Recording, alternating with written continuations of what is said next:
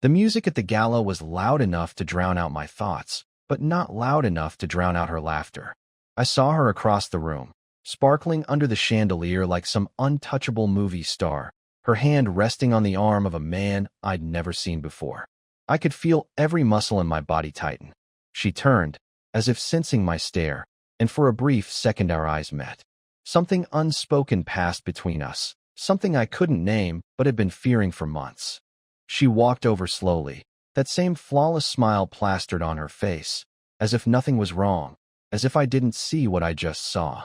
And then she did it. She reached out her hand for me to take. It was a simple gesture, the same one she'd given me 1,000 times before when we'd dance, laugh, and pretend we belonged in these rooms full of fake smiles and overpriced champagne. But tonight, I couldn't. I wouldn't. Not this time. Not again, I said. My voice cracked, but I didn't care. Her hand froze midair, her smile faltering like a light bulb about to go out. I could feel the eyes of half the room on us, but I couldn't take it anymore. Something inside me had snapped. The rest of the night felt like slow motion. She stayed silent, her expression cold, but her eyes, God, her eyes, burned with something I didn't recognize. We left the gala early, the silence between us heavier than the golden necklace around her throat. Every tick of the car's clock felt like a countdown to something I didn't want to face. I kept thinking about all the signs I'd ignored. The girls' weekends that came out of nowhere. The late-night texts she'd flip her phone over to hide. The sudden shift in her perfume, a scent I'd never smelled on her before, like she wanted to feel like someone else. Or maybe she wanted to feel like his. That night, I didn't sleep. I sat in the living room, staring at the spot on the carpet where her heels had been kicked off, wondering if this was the last time we'd ever pretend to be okay. I hated myself for not asking her the question that was eating me alive. Who is he? I didn't confront Clara that night. Maybe I should have, but I didn't. Instead, I sat there in the dim light of our living room until dawn, feeling like a guest in my own home. The silence of the house pressed down on me, heavy and suffocating, while upstairs I could hear her moving around, quietly getting ready for bed like nothing had happened. I stared at the half-empty glass of champagne I'd brought back from the gala, thinking about the way she'd looked at me when I refused her hand. There wasn't hurt in her eyes. Not anger either.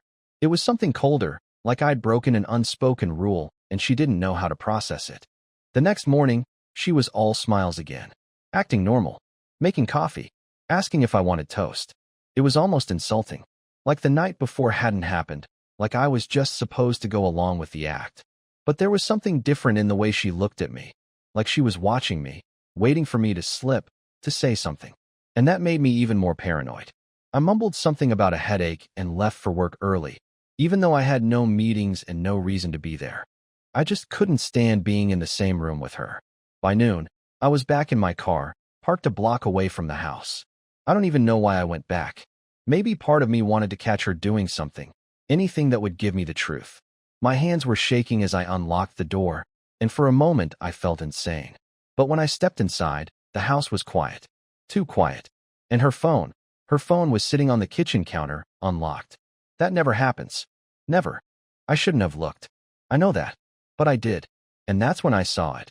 An unread message at the top of her screen from someone named M. My stomach twisted. The message was simple. Last night was unforgettable. Same time next week. My vision blurred for a second, and I swear I couldn't breathe. My heart was pounding so hard I could feel it in my throat. I scrolled, even though I knew I shouldn't.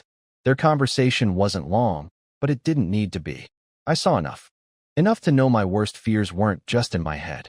I dropped her phone back on the counter like it burned me and walked out the door. I didn't even know where I was going, but I ended up at the park we used to visit when we first met. I sat on that same broken bench we once carved our initials into and just stared at the ground.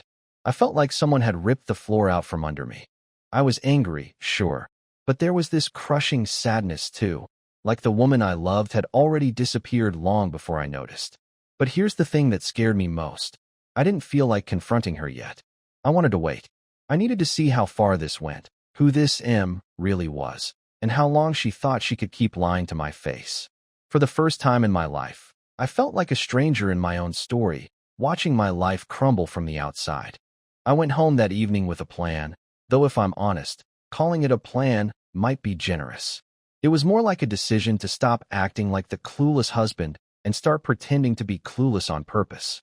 I wanted to see her slip, to watch her face when she thought I wasn't paying attention. So when I walked through that front door, I forced myself to smile like everything was fine. I asked how her day was. I kissed her cheek. I even offered to cook dinner, which I never do. She looked at me suspiciously, her eyes narrowing just slightly, but she didn't say anything. She just smiled that polished, too perfect smile that I used to love and now completely hate. As we sat down to eat, I found myself watching every tiny thing she did. The way she kept glancing at her phone, like she was waiting for something. The way she laughed too loudly when I made a lame joke about burning the pasta. I could almost see the wall between us now, this invisible barrier that neither of us was willing to acknowledge, but both of us felt. It made my chest ache. I wanted to scream, to slam my fist on the table and demand the truth, but instead, I just smiled like the idiot she must think I am. After dinner, she said she was going to take a bath. I waited until I heard the water running before I snuck into the living room and checked her bag. I don't even know what I was expecting to find. Maybe another phone, some kind of proof, but all I found was her lipstick and wallet. Still, my pulse was racing. I was turning into someone I didn't recognize, a paranoid wreck who was willing to dig through his wife's things because he was too terrified of the answer to just ask the question. When she came out of the bathroom, her hair wet and her skin glowing from the steam, she smiled at me like nothing in the world was wrong. "You okay?" she asked, tilting her head slightly. I swallowed hard and forced myself to nod. "Yeah, just tired," I muttered. She walked over, kissed me on the forehead, and I swear it felt like ice. Not love, not warmth, just something empty and cold. That night, I barely slept. I kept staring at the ceiling, replaying everything in my head. The message from M, the way she'd been acting for months, the way she smiled at that man at the gala. I realized something in those dark, sleepless hours. She wasn't just lying to me. She was gone. Whatever piece of her used to belong to me had already been handed over to someone else, and I was just too blind, or maybe too weak, to admit it. The next day, I decided to take things further. I called in sick to work and parked my car down the street after she left the house. I watched her drive off, heart pounding as I followed from a distance. It felt insane, like something out of a bad movie, but I couldn't stop. I needed to know. I needed to see the truth with my own eyes. She didn't go where she said she was going. She told me she was meeting a friend for brunch, but instead, she pulled into a quiet parking lot behind a boutique hotel. I sat there gripping the steering wheel so hard my knuckles went white. For a moment, I thought I might throw up. Then I watched as a man, tall, dark jacket, sunglasses, walked out of the hotel and straight to her car. She smiled when she saw him. Not just any smile. That smile. The one she used to save for me. I stayed there for what felt like forever, staring at the scene in front of me like my brain couldn't process it. Every part of me wanted to jump out of the car and demand answers, but I didn't. I just watched as they walked into the hotel together, hand in hand, like they'd done this 100 times before. And that's when it hit me like a punch to the gut. I was living a lie, and she wasn't even trying to hide it anymore. I didn't move for nearly 20 minutes. I just sat there in my car, staring at the entrance of that boutique hotel like I was watching my entire life burn down in slow motion. Every second felt like an hour.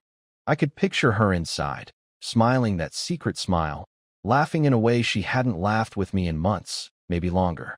My hands were shaking on the steering wheel, and for a moment I thought about just driving away, pretending I'd never seen it. But something inside me wouldn't let me. I had to know how deep this went, even if the answer destroyed me. When they didn't come out, I got out of my car and started walking toward the building. My legs felt like they didn't belong to me, like they were made of lead. I didn't have a plan. What was I even going to do? Storm in there? Demand a room key? Shout her name in the lobby like some pathetic fool? I must have looked insane, pacing outside the entrance, trying to work up the courage to go in. But just as I reached for the door handle, I saw something through the glass. Her, Clara, walking down the hallway toward the lobby with him right beside her. She wasn't nervous. She wasn't looking around to see if anyone noticed. She was glowing. Radiant, even. She looked at this man like he was the center of her universe, and I swear it hit me like a knife. It was the same way she used to look at me when we were first in love. I panicked. I ducked behind one of those ridiculous potted plants like some coward in a bad sitcom. My heart was pounding so hard I was sure someone could hear it. I watched them step into the elevator, still laughing, her hand brushing against his. I caught a glimpse of him this time. Tall, probably a little older than me, wearing an expensive suit that made my own clothes look like rags. He had that kind of confidence you can't fake. I hated him instantly, not just because he had her, but because he didn't have to try to deserve her. When they disappeared into the elevator, I stood there frozen, torn between barging in and walking away. In the end, I did neither. I waited. I don't know how long I stood there in the cold, staring at the glowing numbers above the elevator, imagining every possible scene playing out behind those walls. Each minute that passed made me feel smaller, weaker, like some useless bystander in my own marriage. I don't remember driving home. All I know is that by the time I walked through the front door, the anger had boiled over into something darker. I wanted answers. I wanted her to look me in the eye and tell me why. But when she walked in a couple of hours later, she looked exactly the same as she had at the gala. Perfectly composed, perfectly untouchable. "Brunch was nice," she said casually, setting her purse down like nothing in the world was wrong. I stared at her, my mouth dry. I wanted to say it all right then. "I know, Clara. I saw you. I followed you." But I didn't. Instead, I just mumbled something about work being busy and went upstairs. I could hear her humming softly as she made tea, and it made me want to tear the walls apart. That night, lying beside her in the dark, I realized something terrifying. I wasn't ready to confront her. Not yet. I needed more. Proof that she couldn't talk her way out of. Something undeniable. So I made a decision that would change everything. I was going to follow her again, but next time, I wouldn't just watch. I'd find a way to get inside her lies and drag them into the light, even if it meant burning what was left of our marriage to the ground. I spent the next few days walking around like a ghost, pretending everything was fine while my brain burned with a single thought. I needed to know who that man was and why she looked at him like I didn't exist. I started noticing things I had been blind to before. Every time her phone buzzed, she would glance at it with this tiny flicker of a smile she couldn't hide. It wasn't the casual kind of smile you give when you get a message from your sister or a friend. It was softer, almost private, like the kind of smile meant for secrets. She didn't realize I saw it, but I did. Every time. I told her I was working late on Thursday, but really, I parked my car 2 blocks away and waited for her to leave. When she finally did, wearing a simple but elegant dress I hadn't seen in months, I felt a rush of anger that made my hands grip the steering wheel so tight they hurt. She wasn't dressed for a friend. She was dressed for him. I followed her, keeping my distance like some low-budget detective, my heart pounding the whole time. I felt ridiculous and desperate, but I couldn't stop. She drove across town and parked in front of the same hotel. That boutique one with the glowing lobby and the pretentious valet who looks at everyone like they're either rich or trash. I stayed in my car for a few minutes, trying to decide if I had the guts to actually follow her inside. But then I saw him, I assumed, already standing at the entrance, waiting for her like this was some romantic movie. He leaned in to kiss her cheek, and she didn't flinch. She smiled. That same smile that used to be mine, back when I was enough for her. I don't remember opening the car door, but suddenly I was outside, walking toward the building like I had no control over my own body. I didn't go inside. Instead, I stood across the street, half hidden in the shadows, and watched them disappear into the elevator. I told myself I'd just wait, that I'd catch them when they came out, and I'd finally have the nerve to ask her who the hell he was. But the longer I waited, the more twisted my thoughts became. My mind was filling in the blanks with every possible betrayal, every laugh they might be sharing, every word she might be whispering that she never says to me anymore. When they finally came back out, it wasn't what I expected. They weren't holding hands or laughing like they had before. She looked nervous. Her posture was stiff, like she was afraid of being seen. He was talking to her in a low, intense voice, and she kept glancing over her shoulder as if she thought someone might be watching. For a split second, I thought she saw me. My heart almost stopped, but then they parted ways. She got into her car and drove off like nothing had happened. I didn't follow her this time. I followed him. I trailed his car for nearly half an hour, winding through quiet streets until he pulled into the driveway of a sleek, modern house I didn't recognize. No family photos in the windows, no signs of life, just a cold, sterile place that looked more like a showroom than a home. I parked a few houses down and just sat there, staring at the lights flickering on inside. I don't know why, but something about him unsettled me more than I'd expected. He didn't look like the kind of guy who'd just randomly seduce someone's wife. There was something calculated about him. Controlled. When I finally drove home, Clara was already there, sitting on the couch with a glass of wine like nothing was out of the ordinary. "How was work?" she asked casually, like she wasn't hiding something from me. I wanted to scream at her, to throw everything I knew in her face, but I didn't. Instead, I said, "Fine," and sat down beside her, trying to look normal while my mind was screaming. That night, I couldn't sleep again. I kept thinking about the way she looked coming out of that hotel, nervous, almost scared. What if this wasn't just an affair? What if there was something darker going on? The thought chilled me, but I couldn't shake it. For the first time, I wondered if I was getting close to something I wasn't prepared to uncover.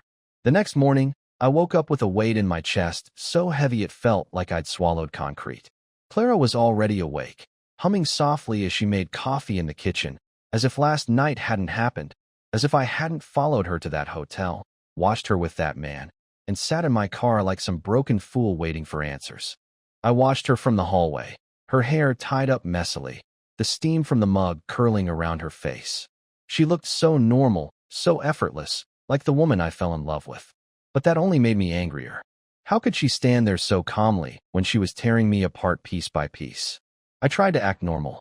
I mumbled "morning," kissed her on the cheek, and sat down at the table while my brain was spinning at 1,000 miles per hour. She smiled at me, soft, sweet, fake. My phone buzzed on the table, and as I reached for it, I saw hers light up beside the coffee machine. A notification.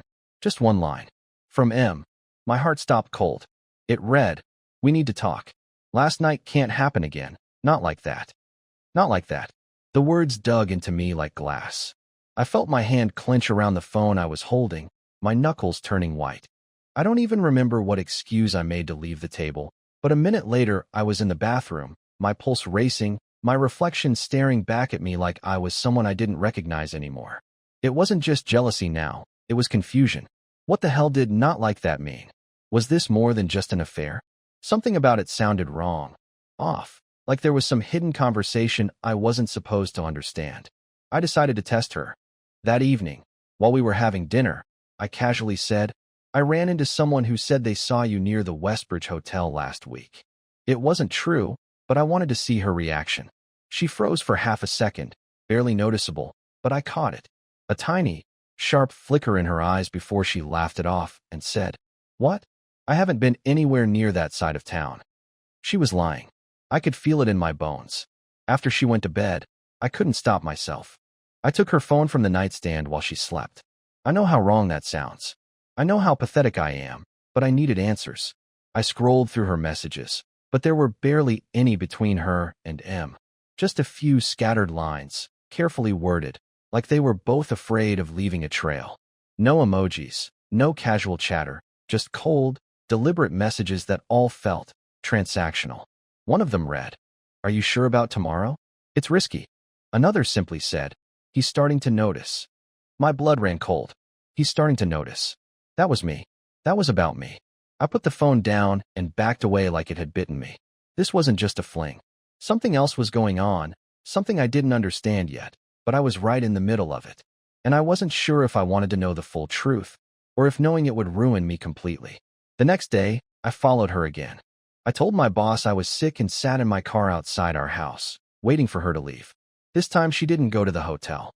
She drove across town to a quiet residential area I didn't recognize. I stayed far behind, heart pounding, until she parked outside a house I'd never seen. A dark blue car I didn't know was already in the driveway. I saw her take a deep breath before she went inside, and I swear, for a second, I saw fear in her face. I stayed there for over an hour, trying to decide if I had the guts to go knock on that door. What was happening inside? Why did she look afraid? I thought about all the messages, all the lies, and I knew I couldn't keep pretending. The truth was close, just out of reach, but I wasn't ready to grab it. Not yet. I couldn't stay in that car anymore. My mind was on fire, running wild with every horrible scenario I could imagine.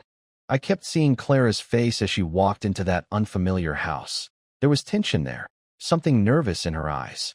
It wasn't the look of a woman sneaking off for a cheap affair. It was something worse, something I didn't have a name for yet.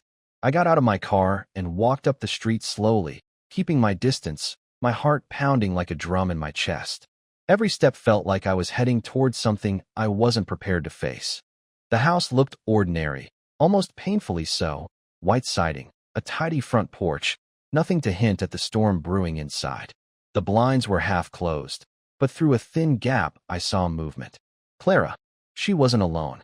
The man, M, as I'd come to think of him, was standing close to her. Too close. He was taller than I remembered, his shoulders broad and posture so calm it made my blood boil.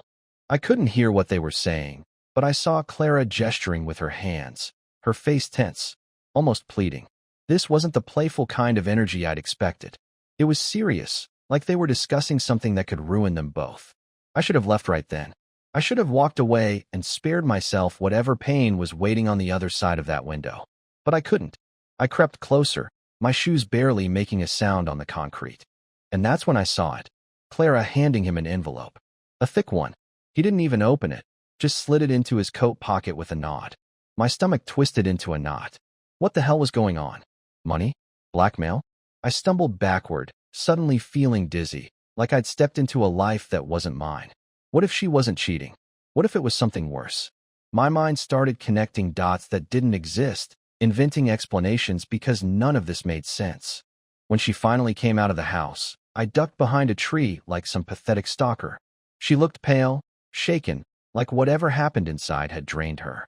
She didn't see me as she walked to her car, but I saw her grip the steering wheel like she was holding on to her sanity. I waited until she drove off, then did something reckless. I walked up to the front door and rang the bell. My heart was slamming against my ribs. The man opened the door, and for a split second, he looked just as shocked to see me as I was to be standing there. He didn't ask who I was, didn't say a word. He just stared. His eyes weren't friendly. They weren't romantic either. They were assessing. Cold. "Can I help you?" he said finally, his voice smooth but edged with something I couldn't place. I froze. Every nerve in my body told me to run. But instead I said, "Do you know Clara?" My voice cracked, betraying the panic I felt. He smiled, but it wasn't a nice smile. It was the kind of smile that says you've just stepped into something you don't understand. "I think you should leave," he said quietly, almost kindly, but there was steel under his tone. "This isn't your business." I wanted to punch him. I wanted to grab him by the collar and demand he tell me everything. But something about the way he looked at me, calm, collected, like I was just an insect buzzing in his ear, made me step back. I mumbled something, I don't even remember what, and walked away. My legs felt like jelly as I got back to my car. That night, I couldn't look Clara in the eye. She acted normal again, like always. She asked about my day, she laughed at some dumb story I made up, and she kissed me goodnight. But all I could think about was that man, the envelope, and the way he told me this wasn't my business. If it's not my business, then whose is it? She's my wife. My wife. And yet, I'm starting to realize there's a whole part of her life that I don't know at all. I'm done waiting. I'm done being the fool who sits in the dark while his own life falls apart. Tomorrow, I'm going to find out who this man really is, no matter what it takes. I'll dig through everything. Her phone, her emails, whatever I can find. I don't care if it destroys me. I need the truth. The next day, I woke up with a fire in my chest. I was tired of living in the shadows of my own marriage, tired of feeling like I was drowning in unanswered questions. Clara was still asleep, her hair spilling across the pillow, her face peaceful. For a moment, I hesitated. Looking at her like that, I almost believed everything was fine. But I couldn't keep pretending. I grabbed my jacket, my heart pounding, and left the house before she woke up. I didn't go to work. I went straight to the boutique hotel. I needed answers, and I wasn't leaving without them. I walked up to the receptionist and, with all the fake confidence I could muster, asked if a man matching M's description had been there recently. I expected a polite refusal, maybe a raised eyebrow, but instead the receptionist gave me a small smile. "You mean Michael? He's here all the time for charity events. He runs that local foundation with your wife, right?" I froze. Charity foundation? My mouth went dry as the words sunk in. She had mentioned something about organizing events months ago, but I barely listened.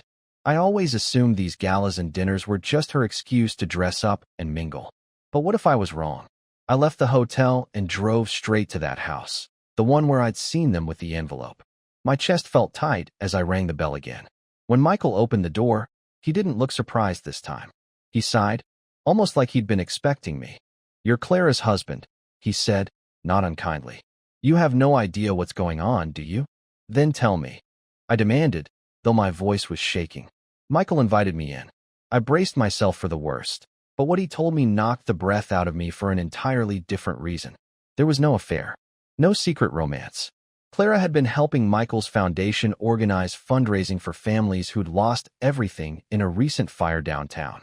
That envelope, it was filled with cash donations she'd personally collected from silent donors. The texts, the secrecy, it was all about keeping a major benefactor's identity private. I felt like an idiot. A small, paranoid idiot. When I got home, Clara was in the kitchen, and the look on her face when I told her everything, my suspicions, my spying, my following her, wasn't anger. It was hurt. Pure, quiet hurt. I wanted to crawl into a hole. But instead, I told her how I'd felt for months, how I'd been watching her drift away, how I was terrified of losing her. To my surprise, she didn't scream or leave. She put her hands on mine and said, "Leo, you could never lose me. I've been trying to surprise you. All this was for the charity event next month. I wanted you to be proud of me." I broke. Right there in our kitchen, I cried like a fool, and she pulled me into her arms like none of it mattered anymore. We talked for hours, really talked, for the first time in what felt like years. About us. About how distant I'd become, too caught up in my own head to notice the truth. That night, lying beside her, I felt something I hadn't felt in a long time. Peace. We weren't perfect, but we were honest now. We promised each other no more secrets, no more silent walls between us. And for the first time in weeks, I slept. Really slept. Knowing that the woman beside me wasn't a stranger at all. Sometimes the monsters we see in the dark are just shadows of our own fears. And sometimes, if you're lucky, love is stronger than all of them.